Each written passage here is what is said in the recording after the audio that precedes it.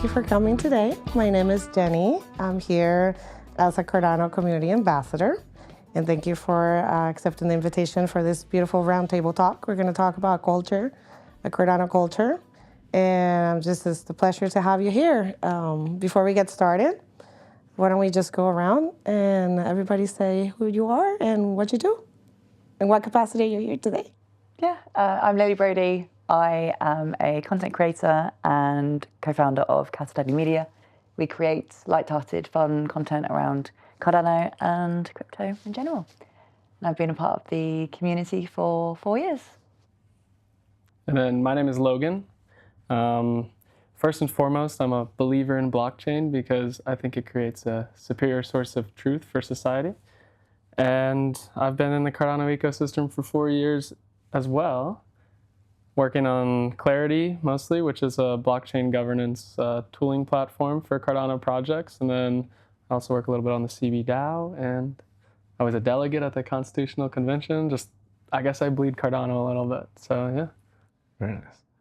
Yeah, my name is Michael Yagi. I've got into crypto, probably Bitcoin in 2012. Lost it in the Mt. Gox hack, but an early adopter. But yeah, I got into Cardano in around 2021. I worked on a lot of things from like marketplaces, gaming, now Sundial. But yeah, so that's me. Beautiful. All right. So you're very familiar with blockchain and Cardano in particular. So the reason why we're here today is to talk about how Cardano is much more than a blockchain.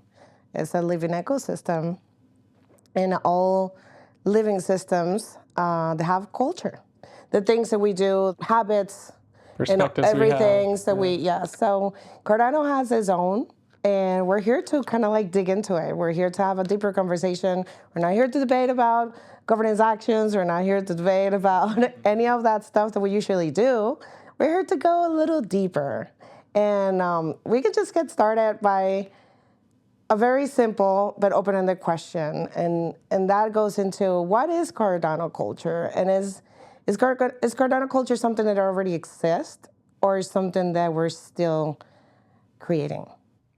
Definitely starts from like, I would say probably everyone saw Charles's kind of like whiteboard video, stuff like that. I think a lot of it stems from like the founding entities and stuff like that. But it's a little different because every company has like its own core principles or something like that. And so each company in Cardano has its own, founding principles and stuff like that. But Cardano culture is kind of like a culmination or amalgamation of all those. But it's definitely, in my opinion, started like very technical, right? But I think it's finally starting to, well, not finally, it's probably a bad word, but starting to kind of evolve from there. Like now there's starting from like technical principles to now coming for like more businesses on it, and then kind of going more into the content world, which is obviously everyone's very familiar with your work. But yeah, I would say it's stemmed kind of like technical, right? Yeah, I think definitely there's these core foundations of Cardano culture where it's like we care about decentralization. We want to make sure the ledger's tamper-proof. We want to always be like have all ADA holders be involved in the system and be inclusive in that way. So there's those core principles, but we already have a culture, but I would say it's growing very fast, to your point of, now that we have governance in place, and I come from a sports background, so it's like when you have a good team, everyone's noses are pointed in the same direction. No matter what strategy you're carrying out, if everyone's on the same page, you go where you want to go faster. So now with governance, we're starting to see this alignment happen, and there's still work to do, but yeah, it's this culture rooted in peer-reviewed research, high assurance blockchain, but now you're seeing it start to feather out into so many different companies and use cases and areas that people are getting involved in.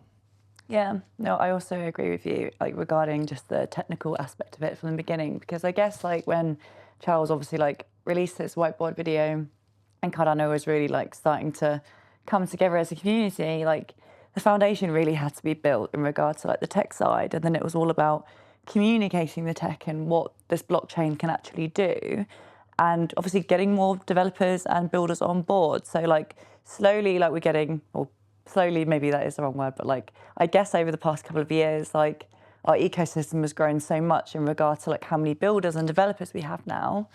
But at the beginning, obviously, it was very much about getting them on board. So the technical part was very much there. And now as we've got more builders and just like more passionate community members and people involved in governance and people who have their own projects and who are voicing their opinions and the future of Cardano, we have more of a culture in the sense that it's no longer just about the tech.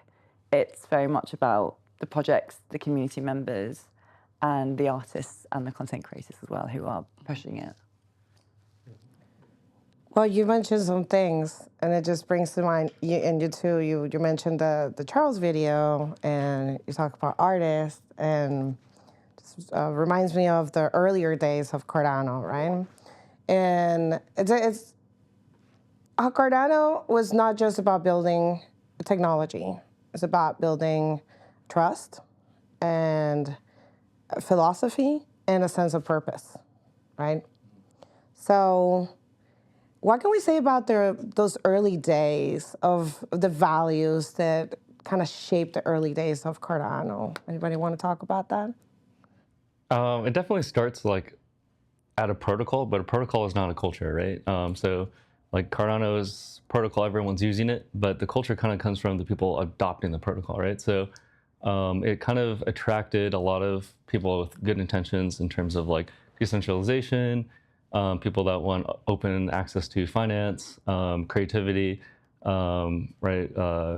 Like the creative culture or creative economy, that kind of thing. So like artists, content creators, gamers, things like that. I think that's like all coming up, but like I think Cardano attracts these people from the protocol because it's so open. So like to say, what is the Cardano culture? It's just mostly like who's the early adopters to using this kind of protocol, right? But I think it's definitely breeds a lot of people with a lot of good integrity because they're coming for the right reasons. So that's why like the Cardano culture to me feels one that I feel is very welcoming, very open, easy to have good discourse because people are coming for the right reasons. What are the right reasons?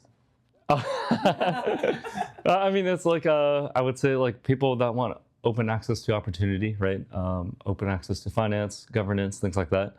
I think other chains kind of promote and come for, you know, like Solana might have a different kind of culture and things like that. But, you know, it's kind of attracting more builders and things like that originally, right? Yeah. Yeah, I think the other thing about just the type of people this type of system has attracted, it's like optimists when it comes to the future. Yeah. And it's like, okay, we see all these problems with these legacy systems. And it's like, well, we have this better way to track information and transact with each other.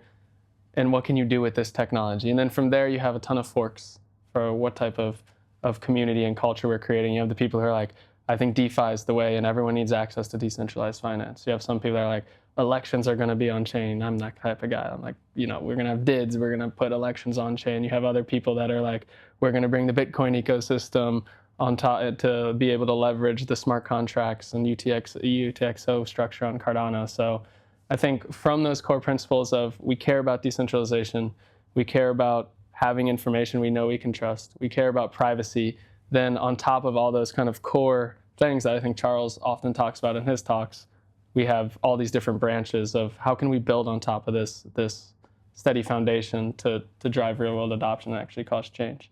So I think it's attracting a lot of change makers and people who believe that they can build stuff that breaks the status quo and creates new markets.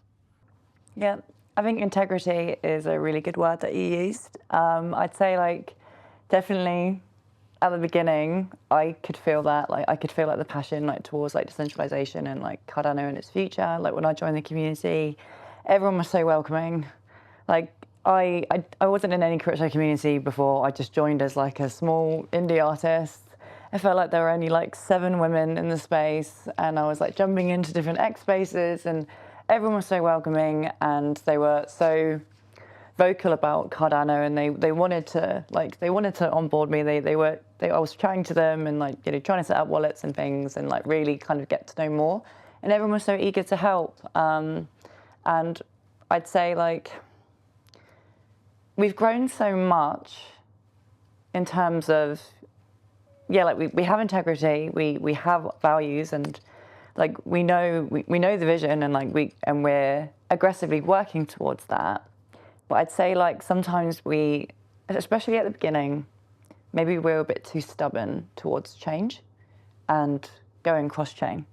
You know, like tribalism obviously very much exists in crypto, and you know, you could be a really passionate community member, but sometimes it might hold you back because, you know, you might not be open to other blockchains, and you know, like you really sort of like everyone was like holding Cardano tightly to their chests, and it could hinder us in the fact that it might not help us to grow. So I'd say like at the beginning, it was very much like that. There's nothing wrong with passion, but you know, there's always room to grow. But now There's a lot of pride to add on that. Pride in Cardano, like saying like, oh, like we could do this on Cardano, right? Because we want to see Cardano like succeed, right? So I think that's like it's a pro and a con, right? Instead of doing it somewhere else. But yeah, I get what you're saying. It's very much like stubborn to change because we want to see it like, oh, well, we could do it on Cardano too, right? So it could be, I think like the openness is what's important though, right? If some people want to do on Cardano, people want to say like there's more cross-chain stuff.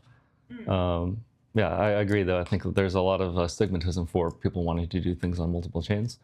But I think that hopefully will start to be dispelled a little bit with like partner chains, things like that. It's kind of like the drop. Hopefully it'll start a big, you know, a lot of ripples for other partner chains coming in, whether that be Midnight or Sundial or Midgard, things like that. But then that also just means hopefully like Cosmos, Ethereum even, right?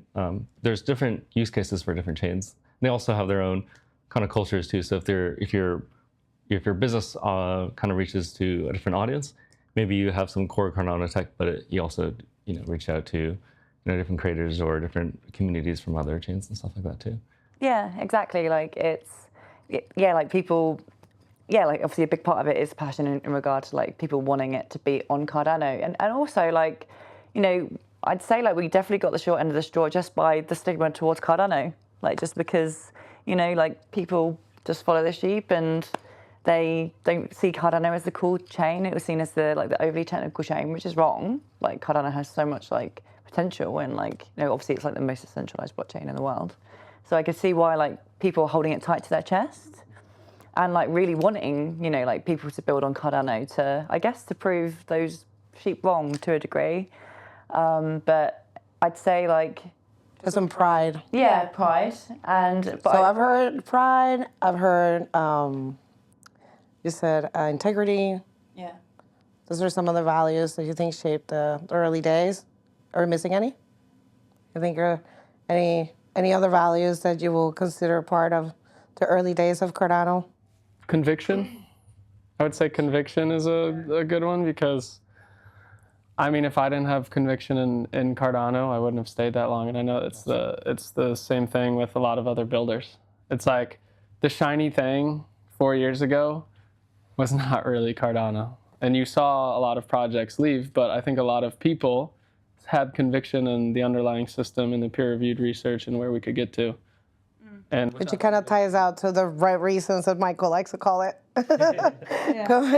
Conviction and the fact that gets it moving in a direction that is purposeful. Yeah. I think we still have conviction, and like we have so many passionate community members in our ecosystem, but it's great to see that like the foundation's really solid, like the community's growing so fast, and there is this openness to keep going with Midnight in place. We've been carrying that forward, those values forward. Yeah, carrying it forward. Okay. But that's good, because we're moving now into like that, which is the present. Yeah, and how the past values, the voices of the past, and the voices of today, because no ecosystem stays stagnant, and there's some values that remain, but also the complexities of the ecosystem have grown with the ecosystem. So with that in mind, how do you say that new voices and the new voices in Cardano, how are we doing with that? Do you see any tensions in between those voices that have been carrying over from earlier days and the ones that joined the ecosystem recently? That's a good question. When you said that, my head went to a little different place of like, not so much tension between newcomers, but tensions between the new roles in the ecosystem.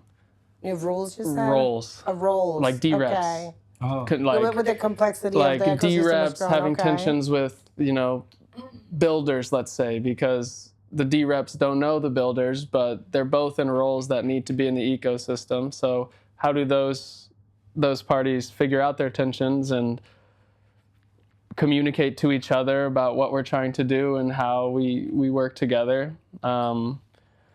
But with new people coming into the ecosystem, I mean, at least for me as an entrepreneur, it's when people come to Cardano, or when I onboard people on Cardano, most of the time I don't even tell them. They're just using a product. They don't really know which chain they're on. But there's a lot of times when we go to clients and we say we're on Cardano, and they're like, oh no, we want to be on ETH. So I think there's always that tension of trying to bring newcomers in and convincing them of the system. But yeah. There's definitely tension, but I think that's healthy. Like that's what you need from to move forward, right? You have to have disagreements. There's been tension between builders, the philosophies, the foundations, right? But I think that's just a natural part of being decentralized. That means everyone has to say, which means you're going to disagree, right? So to say that there's no tension would actually be, I would say, almost delusional or unhealthy, right? You need that. If there's no tension, that means you're not having disagreements. Yeah. And you really need that to push forward, right? So it feels like every quarter, every couple months, there's a new hot topic. Yeah. There's some new contention. Exactly. So I feel like it changes every. Do you think we have room for disagreement without division right now in this ecosystem? Oh yeah. Yeah. Yeah, I think so. Yeah. It should always be that way too. I mean, even in the governance days, I talk to people I disagree with. We're just talking about it. So. How do you think we achieve that? If you all agree that we do have that, how do you think that it's possible for us to disagree without division? What makes that possible? Are you going to go? You can go. I've been talking. What makes it possible for us to disagree without division? Okay, so I'd say it's because we're so used to having discussions. We've been having discussions and debates in all sorts of ways for years, and this space moves so quickly. So even if you had even if you had a heated debate on X, 2 days later it's over, and then there's a new one. The space moves so fast. Cardano is moving so fast, and I think because decentralization and just the openness to speak and everyone having their say is what gives everyone the confidence to voice their opinions and move on, keep going, because again, we're growing and the space moves so fast. You think we're getting comfortable with that? Yeah, I think so. I think more and more people are coming forward, more and more people are becoming D-reps because they understand that they can voice their opinions. Yeah, sometimes it could be hard and you can have heated discussions and sometimes your feelings might get hurt. but it's okay because this is what it's all about: decentralization and being able to have your say. Yeah, and I think it's kind of been woven into the culture, this ability to disagree but have productive conversations. I mean, I think about the Constitutional Convention. There was probably only 1 or 2 people out of those 100 delegates or whatever that were truly happy with every word in the Constitution. But we knew we had to get something and find a compromise to get it to the point where we could move forward with governance. And it's the same with all these Treasury withdrawal proposals. There's so many different opinions in a decentralized system that I think we have this culture of, look, your opinion's not always going to win in this environment. No. I think what's important too, or not important, but when there's disagreements, the bottom line is usually you're an ADA holder, which means you're trying to get ADA. You're all motivated for Cardano to succeed. And so you might have a different opinion of why or how to actually do that, but your goal is ultimately the same as, people joined the ecosystem for the same reason of decentralization, and you have ultimately Cardano as well. So you're not going to do anything that's going to shoot yourself in the foot, or because ultimately your voting power is your holder as well. Yeah. So I think that's kind of important that the people that are D-reps or you're able to delegate with your voting power. So I think that's just by design. It kind of points the North Star. Mm-hmm. And so ultimately you're going to come up to something cohesive, even if you kind of have different ideas of how to get there. You're saying D-reps and all these different, complex roles. You're talking about how, Lily, you mentioned how we've gone through this so much that we got used to it. So when we think about somebody new into Cardano, somebody new into our ecosystem, how would you think they feel? Do you think that about how we operate? Do you think they will feel welcome, or do you think they will feel confused? I mean, naturally there is a lot to learn, but I feel like the dApps in terms of like UI and just making things easier, like it's a lot better than what it used to be. I remember the days when obviously we didn't have any smart contracts and like, just like the complexities of the wallet and, And we were still operating, and people didn't realize, Yeah. how could you operate? You don't have smart contracts. Exactly. So we still, we definitely like It come a was long way. confusing for a lot of people, right? So It was confusing, but I'd say like it's definitely easier now, and there's like way more people in the community to chat to now about how to do it. But I'd say like in general, like the Cardano community is really welcome of new people, like just general ADA holders coming in. Like if someone just like posts on X, like, oh, I just joined Cardano, like the response is like, it's overwhelming, but like overwhelming in like a great way, because like people obviously, like we're happy to obviously have more people join our ecosystem. My only concern is when it comes to like, maybe like after a couple of months, a person might want to become a Cardano D rep, they might be considered fairly new. Like, their tension being there about them wanting to just like step up and them feeling like that they can't because that they're not one of the OGs, or they haven't been a part of the community for long enough. Or if someone who's coming in and maybe they had like a really good business plan and they wanted to get involved in Catalyst, the response in that sense, like I'd say there's... it's interesting, because that goes to what I was asking earlier about the old voices and the new voices. Yeah. So there's a little friction there that you notice. I think so. I feel like sometimes there is this like, there's an entitlement to being a part of the community for a long time. And, getting sort of like extra, a couple of extra gold stars. But I'd say that it's important to just be mindful of like people coming in and like, at the end of the day, we want more Cardano D reps. We want more people building on Cardano, so we have to be more open when it comes to like new people coming in, like applying for Project Catalyst, becoming Cardano D reps, because we're not going to grow otherwise. Like I feel like there's a certain stigma towards new people getting involved in like those initiatives, and I feel like we need to like kind of rest our shoulders a little bit and just kind of be a bit more transparent. That's interesting. Do you guys agree? I know there's like a couple of takes here.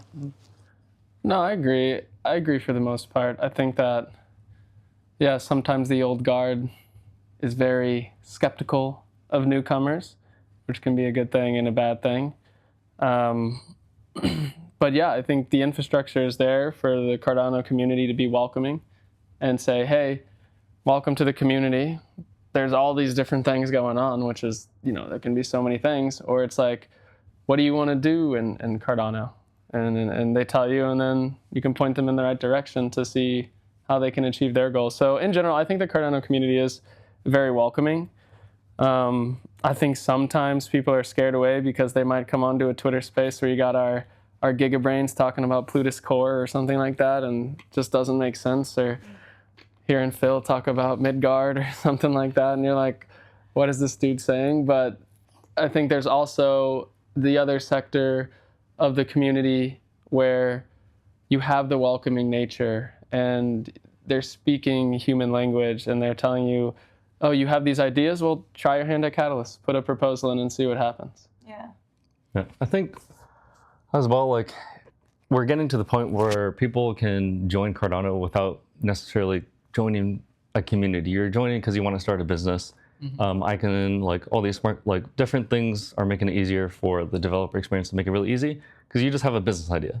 So you just want to come, you want to build, the tools are becoming much easier. And then you become part of the community because your business is there, right? I think like I envision like a more of a fantasy world where people are just starting businesses because they enjoy the tech and stuff. And then you're like, oh, okay, great. The underlying thing for like governance or different reasons to get excited about the community, they just feel a part of it, right? You don't necessarily always buy a house because of the community, you buy a house because of the perks of the house, and then you slowly acclimate and become a part of the community of the neighborhood there, right? That's kind of what I think of the developer toolings, is making it easier to just start your business there. Right, like when we think about on Sundel's side, like what does a new community member look like?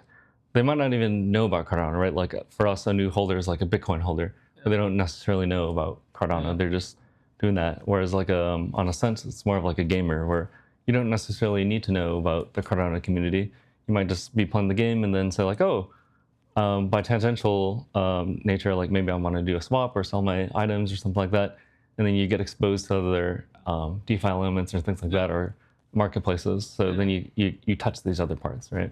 That resonates with me so much, what you just said. Like, I completely agree. Like, sometimes you just like, yeah, even if you join the community just as an ADA holder and you're just open to learn and just, you know, to see what the community is about, sometimes you just fall into stuff. Like, I fell into what I'm doing. Like, I came into the community as this just like small indie artist, and I was like jumping in spaces, and I was just like a community member. I was just like chatting away, and like, I just enjoyed, yeah, I felt like I was really part of something. Really. And then, yeah, I just like did one video for a laugh. And then like, I was like, oh, people really like these videos, I'll do more. And I just started doing more like videos about Cardano. And then, yeah, I just ended up posting one video that really hit off. And then from that, I was like, okay, well, this like short form, fun, educational content is what's needed in the space. There's a gap here that I could fill in, sort of uplift in the community. I could work with other creators, put out this content, start a business, and keep elevating Cardano in this way. I feel like I found my purpose in this community. So I fell into it, and it's changed my life. So, and I feel like a lot of people do the same. Like he started developing on Cardano, and now look where he is, and he's building dApps. Like sometimes you just fall into these like becoming a master vibe coder. Yeah, like you just fall into these like roles, and like you discover your passions in Cardano, and you see gaps in how you can get involved, and it's a dream maker. Yeah. Sorry, that sounds cheesy, but no, it is. I agree because Cardano is this ecosystem where there's so many different paths in, like you're saying. Like you could just see ADA on Coinbase and buy it, and then be like, okay, what can I do with this? And then you start to learn about stuff. Or you can be an entrepreneur with a business idea where you're like, oh, it has to be on blockchain. Which one should I build on? I don't know. Oh, maybe I could do Project Catalyst. Or it could literally be a client of a protocol where they have a bunch of users as a business that use an app on Cardano and they don't even know it. So you have like these thousands of people that are using the underlying infrastructure without even knowing it. So there's tons of paths into Cardano. And like you're saying, once you kind of find your path, you find your passions and find out your place in it and make friends, I think, as well, because there's so many cool people. Yeah, I think everyone has a different opinion too, right? And it's kind of interesting to see, like when people say marketing Cardano, it means different things to different people. Like to me, it means, finding new builders or businesses to build on Cardano. And to other people, it means, we need to go get more Cardano holders, right? And so it's a interesting question for sure, of just like, sorry, I think it really is. But I did want to give you both an opportunity to, because I kind of took a little segue with when Lily said something. But I want to give you an opportunity if you wanted to answer the aspect of a newcomer coming into Cardano, whether you think that they will feel confused or welcomed in the way that we operate. Yeah, so I think that's what I was kind of alluding to. Is to me, a newcomer is a business, right? And then that's when other people might say newcomer to Cardano is a holder. And so I think you're more a user. Yeah, you're a user, right? And so when you're coming into Cardano as like I say, you're an existing business and you want to build on the tech stack, you're almost completely separated from the culture, right? You start by just going through the tech stack and something like that, and then you eventually become, and then your users become part of the community of Cardano. That's the way I kind of see it. So I don't know if that answered your question. Can you repeat that question again? What do you think a newcomer feels like when they come to Cardano for the first time and the way we operate? Do you think they feel welcome or confused? Because we have both. A lot of complex. I think both probably, right. Because in general, like I said, I think the Cardano community is really welcoming. but we're doing something completely new and different here. Like, there's no other blockchain that has the governance system we have. They don't have decentralized DREPs and liquid democracy, and so there's a lot to learn once you get in there. If you're coming from no blockchain to Cardano, you're welcomed. But if you're coming from like another chain to Cardano, there's like Stigmatism. yeah, definitely. So Yeah. and vice versa, right? There's like, Yeah. oh, you see it on Twitter all the time. Like Yeah. people go in and like to other communities. I'm selling and all my soul and going to. yeah. So there's a lot of banter, but then there's a lot of people that like actually feel that way too, right? Yeah. So Yeah, I think it's an interesting question because I haven't been in those shoes in so long. Well, let's talk about, like, we're here today. Today we're here because we're participating in this event. And this event has been funded multiple times by the community. And it's here today because it started as a community idea supported by the community. And I want to know what your thoughts are and what does that say about our culture? The fact that we have this event that is very community driven, community funded. Do you think that has something to say about the culture of Cardano? Yeah, I think it says we recognize when people are picking up shovels and trying to do things we need, and you know, as a decentralized ecosystem, you gotta support the people that have delivered on what they said. And you know, I think the Rare guys, I mean, we're talking about that right now. It's they always throw on a great event. Like, Yeah. they have great side events. They do the most to make sure everyone's taken care of. They make it easy for the vendors. So I think what that says about the culture is that we can operate efficiently and effectively in a decentralized manner through a community consensus mechanism. And we have these ideas come from the outsides and the edges of the ecosystem, and they can continue to grow as the community could keep supporting them. definitely, I think like everyone's been exposed to Project Catalyst in some form or fashion, and that's what helped put on a lot of either like companies or events. But the Project Catalyst is probably the world's, or like one of the biggest DAOs for sure, right? There's lots of holders, lots of capital in there, and so the DAO is basically formed by like the culture inside of it. So all the holders, everybody has an equal vote. They're voting for things that they fill in. So it's definitely like the culture is choosing to, green light these different projects. So some of us events, and I think, well, you probably have the most experience because of Clarity, right? And now CB DAO. But it definitely is like feels like very grassroots, and like the people on the ground floor are very much dictating like what could builds or where kind of the direction they're going. There's so many builders I've seen that have started from an idea, and I see where they're at now, and it's like the community helped grow them to there. You know what I mean? Yeah, Sundial got completely formed by Project Catalyst, right? Yeah. It was like the #1 voted Catalyst proposal, and we were able to show that and say, okay, there's lots of demand, lots of interest here, so let's go and build it. And then we were able to attract investors, get partners, things like that. That wouldn't be possible without like a rich ecosystem of. I remember when I was just like it was 5 years ago. It was like Fund 7 or something, and like we put a proposal in, it didn't pass. We tried in the next one, and then we got like our first little grant, and that was kind of the open door. But like we didn't really know anyone in the ecosystem yet. We weren't established here. We didn't have that many friends. We didn't know, who held a lot of ADA. Somehow it just happened, and I think that's a testament to like you can come to Cardano as just someone from outside the ecosystem and communicate, your ideas and find a way to make them happen. So, a community that shows up. In order for us to have this event, we have to show up. Do you think Cardano shows up? And what makes you show up? I mean, if we didn't show up, this event wouldn't exist.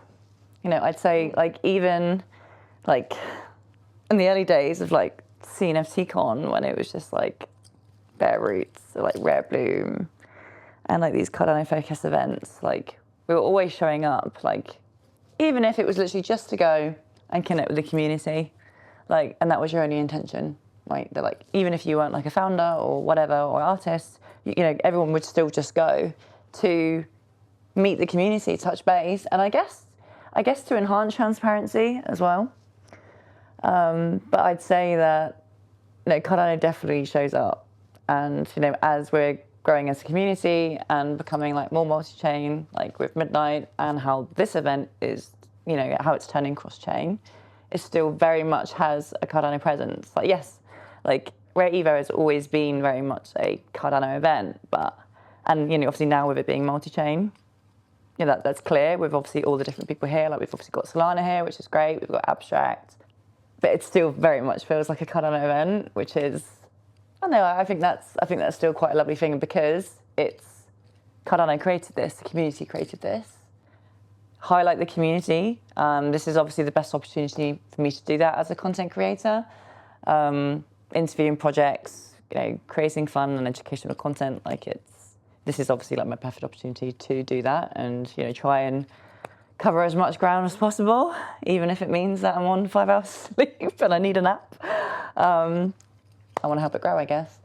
You know, like if there's a reason why, you know, people, they say online, you know, like you show up every day, like that. Also, like showing up at IRL events, it just, for me, like as a creator and like business owner on Cardano, I think it's important.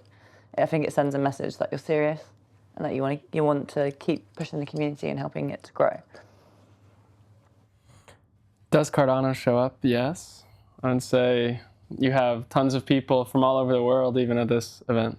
I think people have crossed oceans to come because of this motivating underlying technology that we all believe in. I mean, look at the Twitter polls. Cardano shows up, you know? Yeah. So, and why do I show up? I think it's kind of like the proof of humanity part for me, because there's no other way to actually get to know someone. You can be on a screen, you can be on a space, but it's so powerful for someone to feel your energy, to have the chance to talk to someone and really get to know and connect with them on a human level in person. I know that it can be done a little bit virtually, but like that human connection is big. And I think every year you see new projects that you're like, oh, who are they? What do they do? So that's really cool. You get to learn more about the ecosystem. You get to see what everyone's got going on. So that's why I show up. I would like Cardano to show up more. That's always like, that's like the more. Yeah. But yeah, I think like you said, people are flying over internationally. It's definitely one of the big events, and I think it takes a lot to actually like take time out of your busy schedule. It's a financial investment as well. So I think that speaks volumes for people actually being proud of the ecosystem that we're a part of. But I come as well just because, you know, meeting people in person is like very important, but also, you know, as quiet builders, sometimes it's like hard to actually be active all the time. So it's a good opportunity to be like, hey, look, we're proud of what we're working on. Mm-hmm. Here's, if you're not familiar with Sundell or Ascent yet, like here's what we've been up to. And also just humanizing to meet people and say like, oh yeah, we might have had some like stuff said online. Everyone's human. It's way easier to have a conversation when you can see their face. Because usually the what's it called, people, keyboard warriors, it goes away very quickly. Yeah. It gets dialed down once you're in person. You're like, wait, you're the same guy that was on Twitter? Exactly, yeah. No, 100%. So it is important. Yeah, the human side of things. Oh, yeah. So we're talking about blockchain, but you can't separate that from the human side of things, right? Do you believe the community gets stronger when we show up to workshops, events, and in-person activities? Absolutely. I didn't even talk about like the governance workshops, but like that is really important for everyone to actually come in.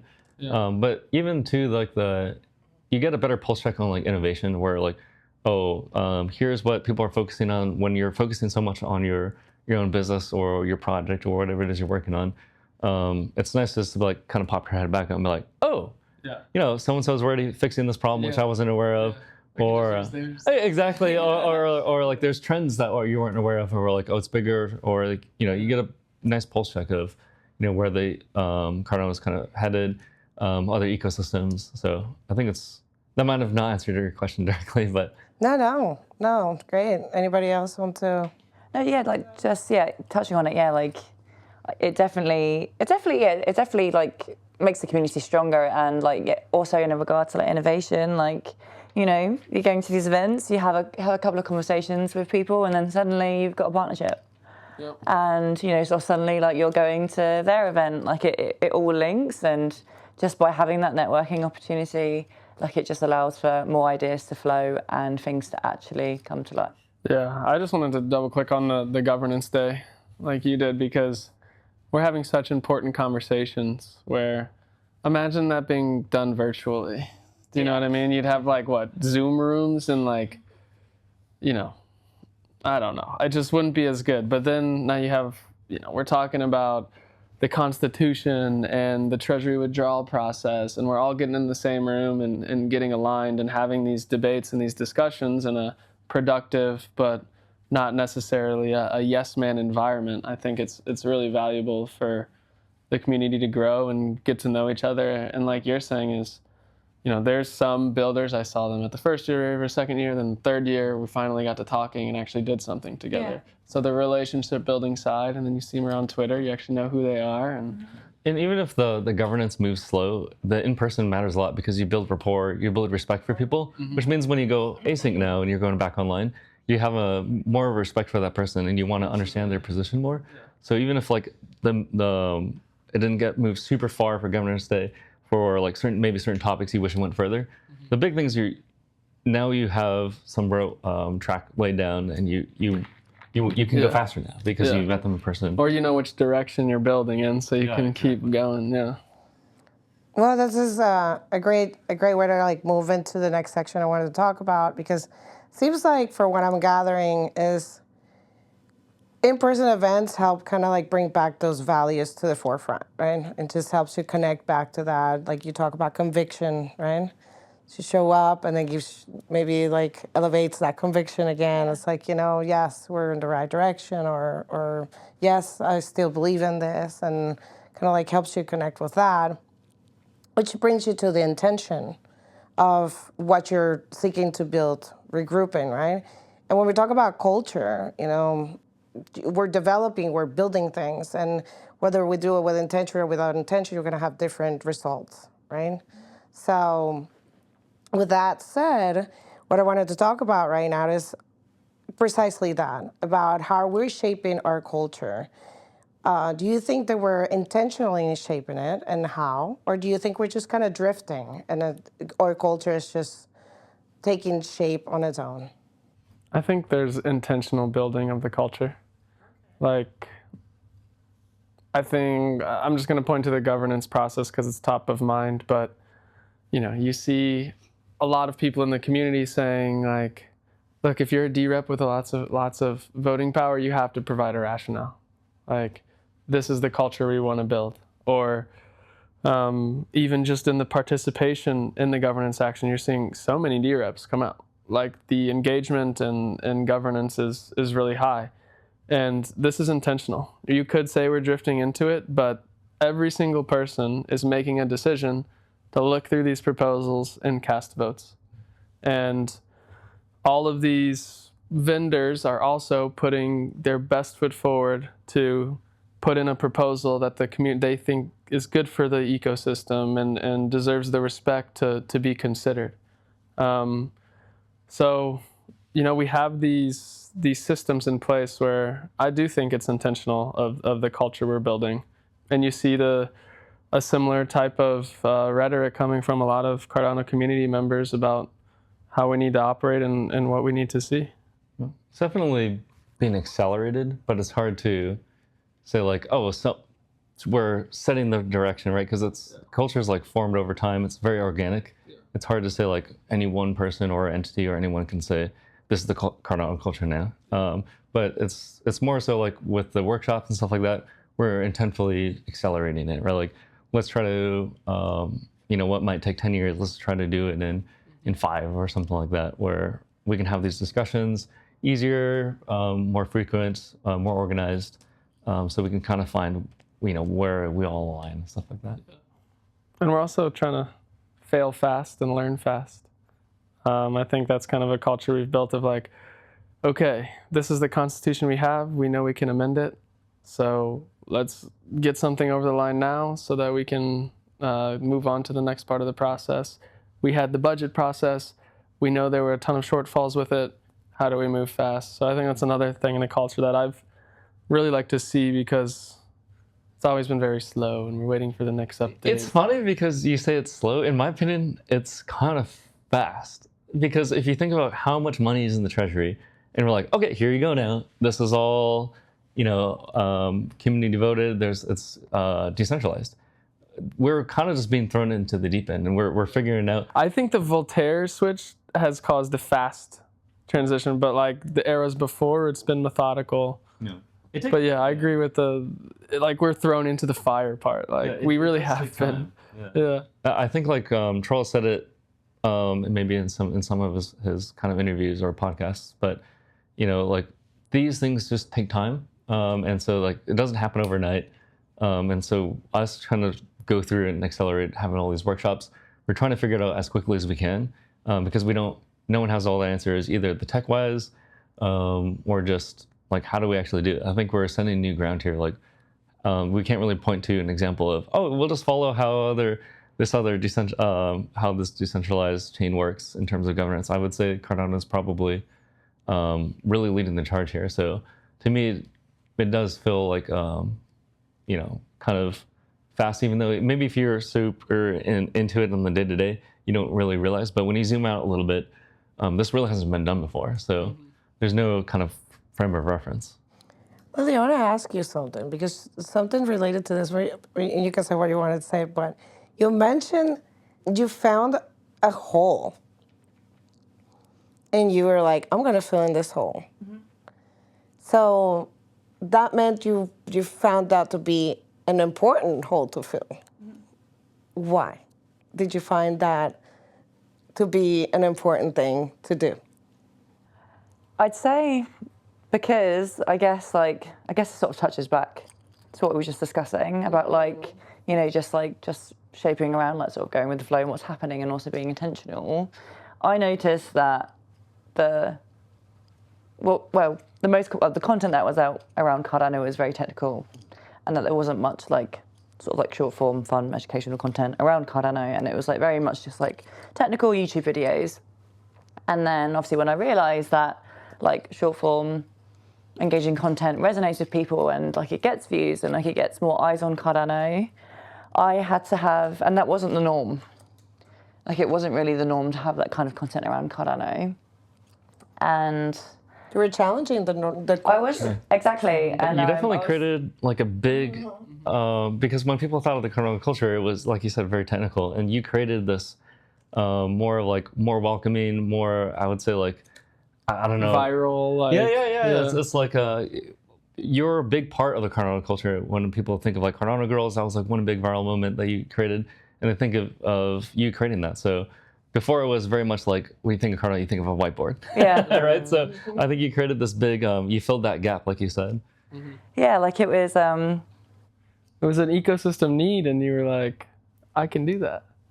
Yeah, I think after just seeing... Yeah, noticing that this sort of content was missing, and then seeing the response and just kind of going for it, and having one big word of this discussion is conviction, and just pushing forward with it. And there's obviously because it's different, I've had a lot of mixed opinions about it. I've obviously had people who are really for the content, I've had people who are against it. But then ultimately going through Catalyst and getting the majority of the community support behind it shows that the community, they want to grow, and that they're open to trying new things, which I think is great, because obviously it was a new thing to sort of do that kind of content and have it around Cardano. So I'd say it's a mixture of both. I feel with the community, if you can show them evidence of something that could work, if you bring forward innovative ideas and show gaps in ways how you can grow, obviously with Sundial as well, that's huge, and there's a reason why it was one of the most popular proposals, because of innovation and proof that this will grow the ecosystem, right? So I think if you can just sort of show the proof in the pudding and really push forward with your ideas, we can be obviously everyone's going to have their opinions, it's a decentralized community and they have their right to voice their opinions, but I'd say Cardano, it's strong in the sense that maybe this is like I'm sort of contradicting myself here, but like we have conviction, but like we're open to grow if it means that we can still have conviction that Cardano is going to succeed. Well, we're always shaping culture, whether we're aware of it or not. You know, and sometimes we do it, we're drifting away, and it's in everything from the words that we use, the things we normalize. Like, you know, you're just talking about the content. You're normalizing a different type of content. That's a way to shape the like you mentioned, the way that we govern, the way D-Rep we don't just want you voting, we want you to tell us why you voted the way you voted. That's a mindful way of, purposely shape culture, right? And then there's the other times that we just don't realize that we're shaping the culture, but we're always shaping it one way or another. And something I want to get into, which is it's kind of like my favorite question that I wanted to throw out here, is when we say, I'm building in Cardano, do we just assume that person is writing code?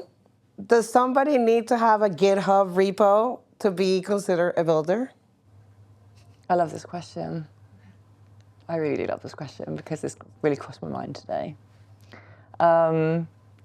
Anyone who is a part of the Cardano community and they are driving towards its innovation and future, they're a builder. Whether you're an artist, whether you are a part of governance, you could be a D-Rep, a part of the committee, if you are a content creator, if you are a project founder or a dev. Like obviously dev is obviously an obvious builder, but like, you know, if you're any of these things and more, you are a builder, in my opinion.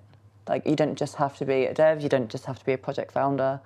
And I think this is something that, as a community, we really need to keep in mind, because there is obviously a lot of debates around, like, marketing and projects and developers in Cardano. Sometimes I feel like there's a divide, because sometimes, like, you know, from someone in marketing, like, I don't have a technical brain in terms of the fact of, like, I wouldn't be able to build an app, or like I can't code or anything like that. So there's some areas in proposals that I don't fully understand, and then vice versa. Like if you're a developer and then you see like marketing proposals come forward, you might not always necessarily understand some of the terms and just parts of the proposal. But I think it's important to understand that these people are essential at marketing and like developing on Cardano. Like they're both very, very much well needed, and there's builders in this community. They come in all shapes and forms. It's not just a developer or a project founder. I would say we probably all answer like, oh, you can, you're building a brand, you're building a community, you're building a product.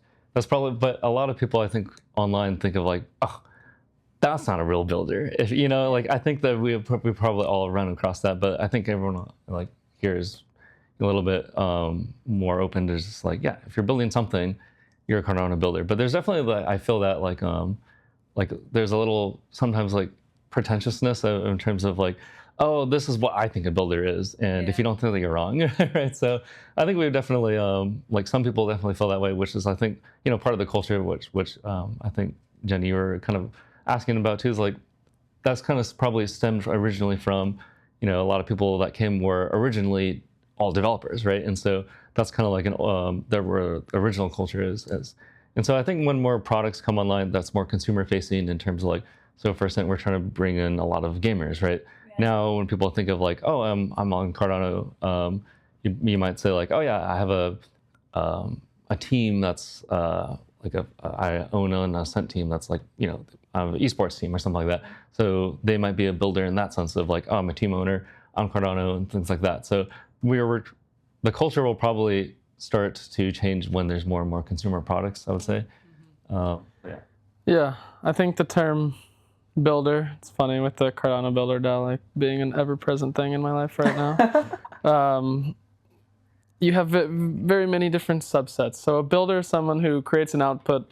A Cardano builder is someone who creates an output that affects Cardano in some way. So you can be a builder of a content agency, you can be a builder of a dApp, you can be a builder of infrastructure, you can be a builder of community, you can be a builder of education.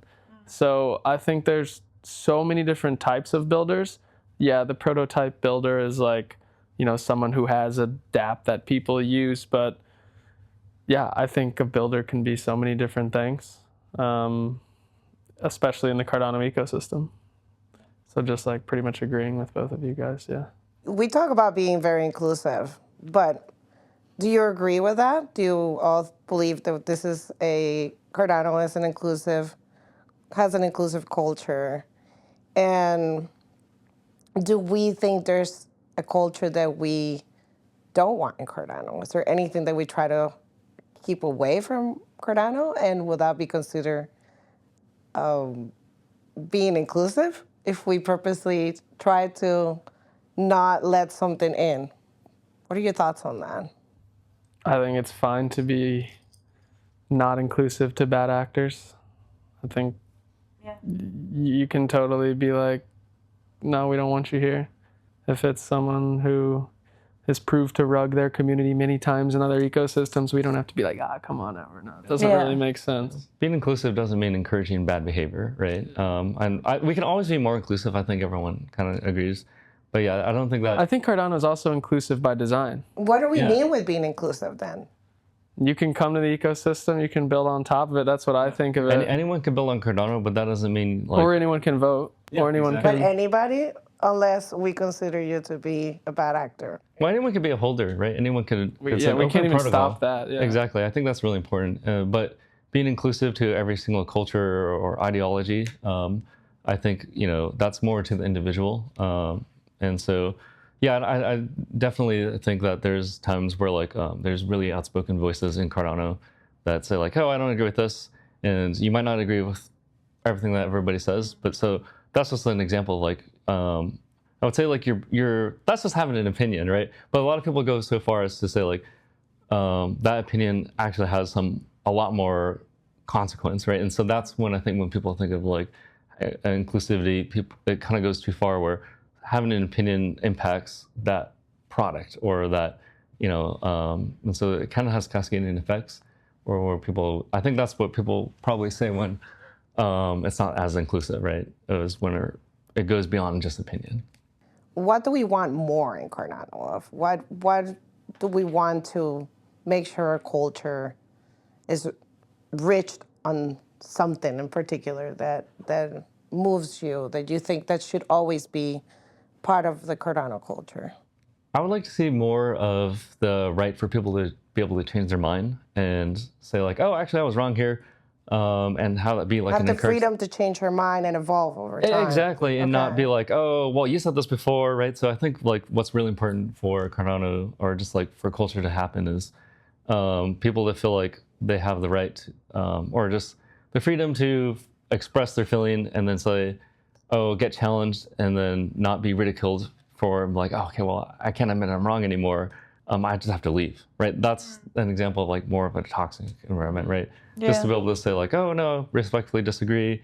Let's just stop here and be like, oh, actually, I see what you're saying. You know, it took me a little bit of time because I'm not from there or, you know, I don't have the same experiences. But yeah, you were right. Thanks for showing me. Like that is not always, it's kind of like a happy thing that everybody wants, but I think, you know, that's a sign of like a very, really positive culture that I would like to see everyone kind of like moving more and more towards. I agree with what you're saying, and I guess this like ties back into what we were previously talking about. Like, I would like to see more people like communicate their opinions in a respectful manner, yeah, as opposed to like being horrible to people or putting people down because of like their gender and like what they're doing or like where they're from. I'd like to see more of that, but I'd also say that we've definitely come a long way, like in comparison to where we were at the beginning. Like, again, like at the beginning, it felt like there was only like 7 women in the community. Now that we obviously have way more, which is great. But I'd say like... The ratio's still pretty bad though. Yeah, ratio's still pretty bad, yeah. Yeah, I would like to see more of that. Just like, as you said, like people just sort of like expressing their opinions in a respectful manner, as opposed to just like name calling. Like, you know, the amount of times like I've seen people get called scammers from people who like have proven in their posts that they haven't even read their proposals, by like throwing out random numbers, or like, you know, like they got 1 million, and it's like, I read their proposal, they only got 200K. You know what I mean? And it's like, and they're like blasting them, and you're like, come on, you know, like, so I guess like just being respectful, but then also like maybe this is me being silly, but if you're gonna voice your opinion about what someone's building or their proposal, you know, at least read their damn proposal, like. Or have ChatGPT summarize it for you. Yeah, exactly. Like, but yeah, no, I guess more respects, and then also I guess, yeah, just being a bit more open-minded too. Yeah, being respectful, open-minded. You know, I think it's important. Yeah. Yeah, and I think I expect the Cardano ecosystem to have success. And one value that, you know, I hold close to my heart, and I think Cardano needs to hold close to its heart, is humility. So when we do have success, making sure we still welcome people in, and get new people on, and be the dream machine. I don't know how you said it before, but like the dream engine that where people can come build applications of the future. And I also just always want to Cardano to have the ambition to be the blockchain that puts elections on chain or creates a DeFi ecosystem that people can use around the world. Because I think if we lose that, we lose the passion I think to pursue it.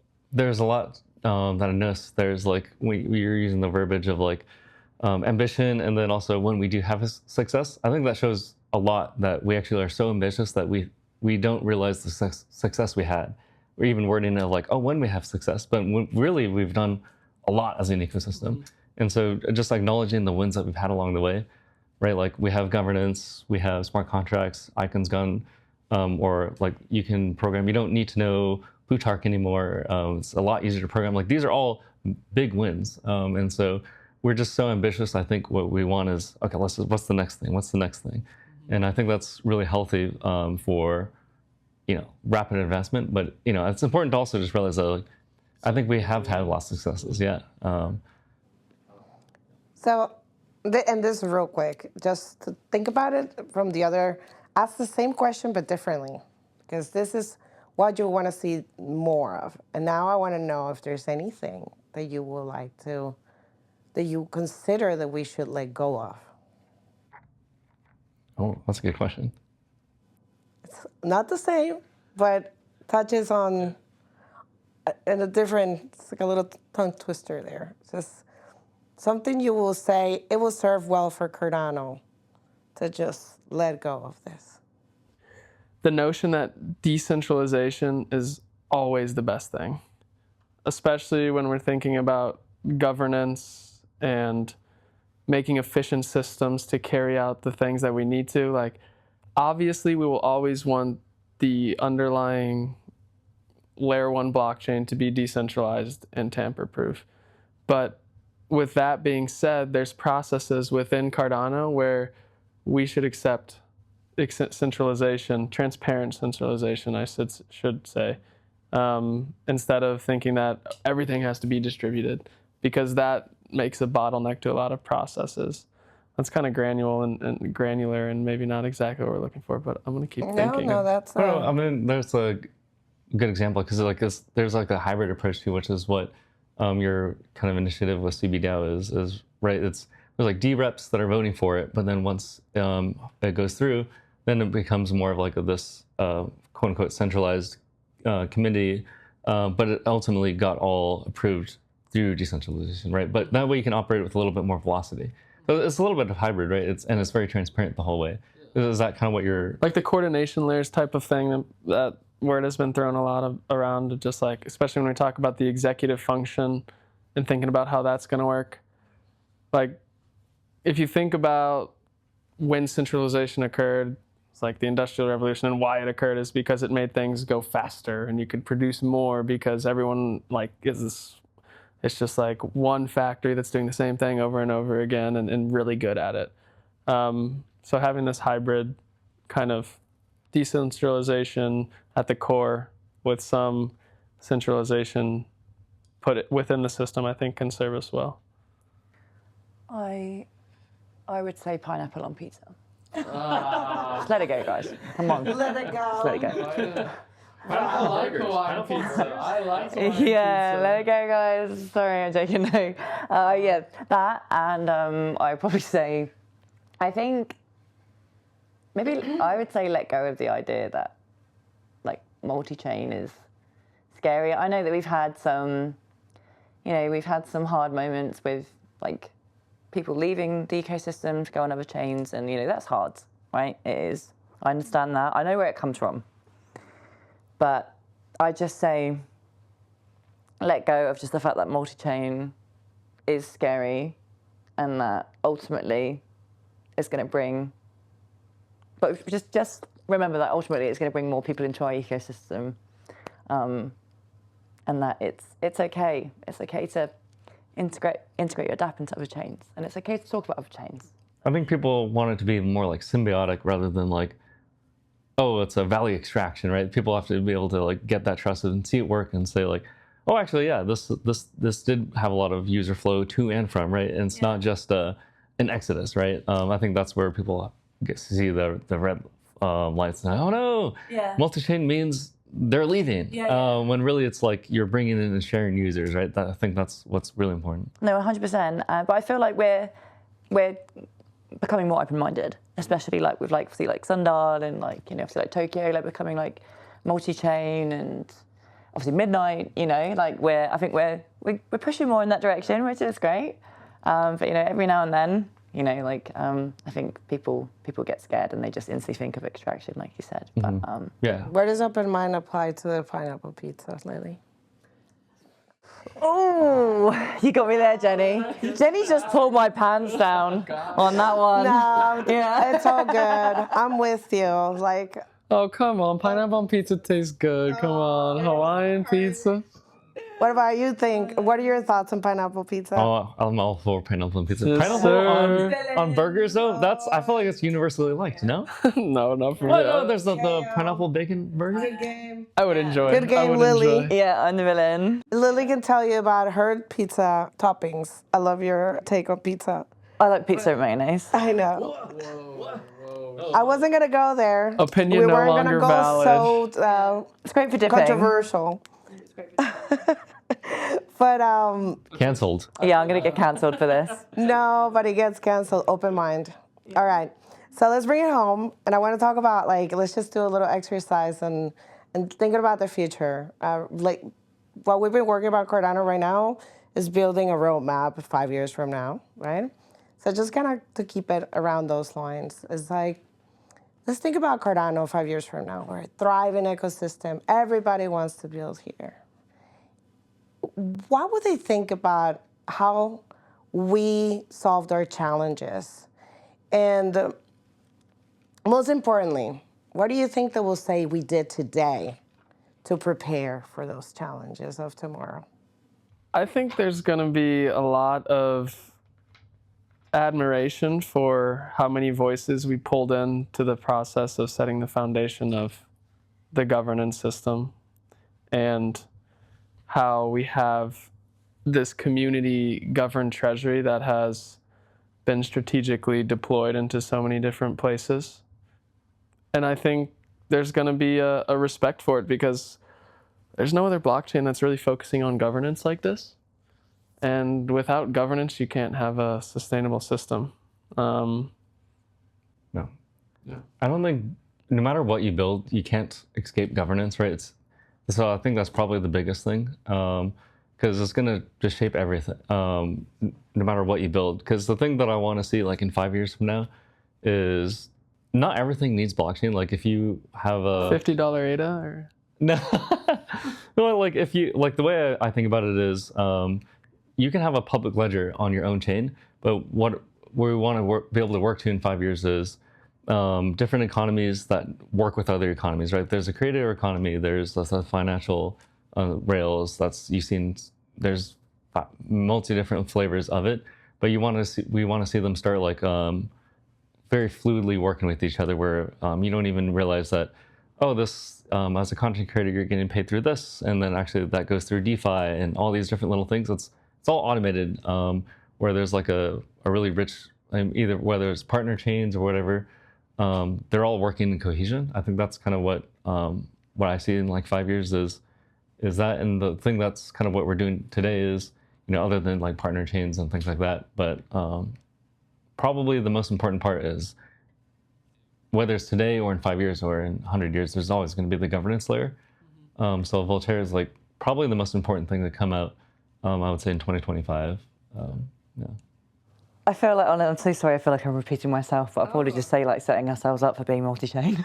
Sorry, I know I'm bringing it up again, but like just with Midnight, obviously Midnight and privacy, and obviously like Charles and working with Brad Garlinghouse and, XRP connections and Bitcoin. Yeah, Sundown. Bitcoin. Yeah, sorry, that was obviously the most obvious one, and I had a huge brain fart. So in your vision, we solved that multi-chain problem. People embraced it, and we went through it. Yeah, but I feel like now we're building it. Like we're I'd say in 5 years' time, like it's going to look very different. Do you think in 5 years' time people will know what chain they're on? No, but majority, I'd say no.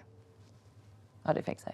I think that it's going to be so integrated in the apps and browsers and these huge companies that people aren't even going to know, unless you're one of the OGs. When you understand the pineapple on pizza meme. Yeah, exactly. That's when you'll know. What does it take to become an OG in Cardano? Oh God, this is a hot topic. Blood, sweat, and tears. Conviction. Do you agree? Conviction? There you go. We go really bring it back to conviction. What makes you an OG? I don't even, the funny thing is, I don't consider myself an OG because I saw people before me that I considered the OGs. I feel like a lot of people feel that way.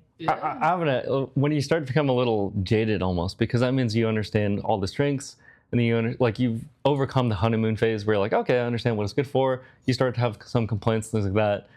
Being jaded is like a very negative connotation, so maybe that was the wrong word, but like when you understand the weaknesses or you see problems that you're like, oh, I wish this was better. And so like, to me, that's you've overcome the honeymoon phase of going to a new chain, right? If you come to Cardano for the first time or whatever, there's things you're not happy about. I think that's probably when you start to feel like an OG. You become an OG when you're like on a date or hanging out with your friends and you're talking about Cardano and no one else cares. That's when you become an OG. I think you're an OG if you remember Seller Please Send, CNFT.io, and you've got a load of JPEGs in your wallet. JPEGs. Interesting. JPEGs. Yeah. Oh, good Lord. Do you have to have JPEGs in your wallet? There you go. Different perspectives here. I love it. Well, just to kind of bring it back to like everything that we talked about today, I'd just like to go back to the values real quick before we close it out. And if you have to choose one value today that you're going to walk away with and say, okay, Cardano is about this one thing, what would you say? For me, it's always been about decentralization and inclusivity. Okay, inclusivity feeds into decentralization, but definitely, I'd say obviously decentralization. That it's really for everybody. Again, whether you're an artist, musician, a founder, developer, content creator, you have a place in this community, and that your voice is valid, and it will continue to be valid. Are you a Cardano builder? I'm a Cardano builder. Hell yeah, you are. Let's go. The word that we always use is like ikigai for us, which is why Ikigai, that's what your name of your company is. Yeah, exactly. Okay. So just It's your Ikigai. yeah, I think that's why what keeps us with conviction is just we're ultimately passionate about it. Seems conviction is a big one here. Yeah. I was going to say it again, but I didn't want to. Yeah. that's what I wanted to see. There's some, some alignment here. Yeah. It seems like, it seems to me like conviction is a pretty strong thing that moves a lot of people. What makes you show up, keep going, and the bear, keep going when you don't get Project Catalyst to support you. Try a second time, try a third time. When people called you a grifter, and you keep pushing forward. All these different things. No, this guy's always throwing accusations. Crazy, bro. I'm like, dude. What makes everybody at the end of the day, so. I'd say for that question, the thing I would want people to never forget about Cardano is that the goal has always been a superior source of truth, whether it's for decentralized finance or governance or any decentralized identities. The goal is to have a place where the whole world can come and be on equal ground. And I know that isn't a value, but like that's the end vision I feel for Cardano. And I think we can all build and a culture that brings people in, keeps people in, and gives them something worth building for, right? So an invitation for the people out there, for you today. We talked about culture today without defining it. Just as an exercise to be mindful about it and to drive it with more intention, so we can get to where we want to go. And I want to thank everybody here for joining us today. It's been a pleasure. thank you, Jenny. Thank you. Great conversation. Nice. That was good. Thank you so much. Good yap session. Good, yeah. Appreciate it. I really do. That was awesome. All right, time to go hit Vegas. Yeah. Time to make some money. Yeah, or lose money.